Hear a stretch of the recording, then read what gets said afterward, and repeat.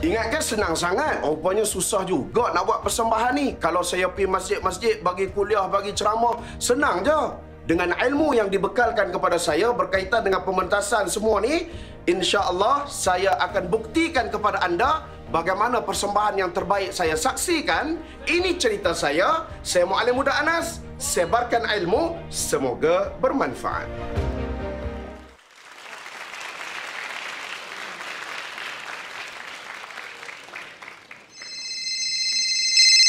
Halo, Mak. Bang Cik. Ya, Mak. Kenapa, Mak? Mak nak habaq, Bang Cik. Ayah dah meninggal. Ayah dah meninggal. Allah.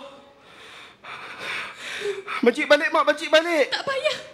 Tak payah, Bang Cik. Ayah pesan. Jangan balik. Allahu Akbar. Ayah aku dah meninggal. Inna lillahi wa inna ilaihi raji'un. Peristiwa itu tadi berlaku saat ketika mana saya belajar di Jordan 14 tahun yang lepas. Kehidupan saya menjadi gelap. Saya hilang tempat bergantung, hilang arah tujuan. Saya teringat satu ayat Al-Quran yang memberi kesedaran kepada saya. A'udzu billahi minasyaitonir rajim. A'udzu billahi minasyaitonir rajim. Wa man yatawakkal 'ala Allah fa huwa hasbuh. Innallaha balighu amri. Qad ja'ala Allahu likulli syai'in qadra.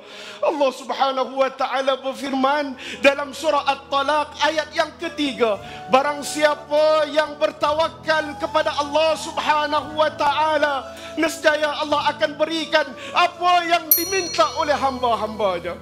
Tuan-tuan, marilah sama-sama kita kembali kepada Allah. Apapun ujian yang Allah berikan dalam kehidupan kita, pasti dan pasti ada hikmahnya.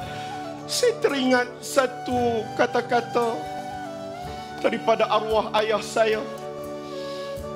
Abang Cik, walik tak tinggalkan kepada hang harta, walik tinggalkan kepada hang ilmu untuk menjadi manusia yang berguna dunia dan akhirat.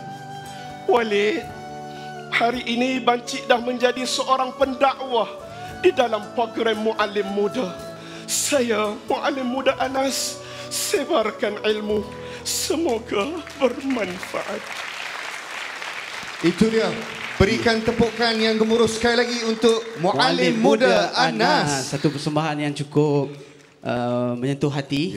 Kita doakan semoga ayahanda Muallim Muda Anas dan ditempatkan bersama dengan orang beriman, dan saya pasti ayahandanya bangga, insya-Allah. Okey, kita nak bersama dengan juri sebentar lagi, tapi sekiranya anda merasakan Muallim Muda Anas adalah muallim muda tergempak, anda boleh imbas QR code ataupun kod QR yang tertera di skrin, ya. Okey, ataupun anda boleh layari salammuslim.com.my/muallim muda dan undi beliau sekarang. Okey. Baik, untuk membuka tirai dalam penilaian malam ini, kita mulakan dengan ketua juri dululah. Ya. Tak lain dan tak bukan, muka pun dah agak serius. Kita persilakan Datuk Kazim Ilyas. Terima kasih. Assalamualaikum Anas. Waalaikumsalam. Jangan geberat, jangan takut. Saya faham ini peserta yang pertama, ujian yang pertama, relax, tenang. Yang kedua, pemahaman tu ada. Cuma cerita sedih tadi sepatutnya rendah sikit je lagi. Walid, sekarang Anas dah jadi pendakwah. Anas dah masuk Muallim Muda.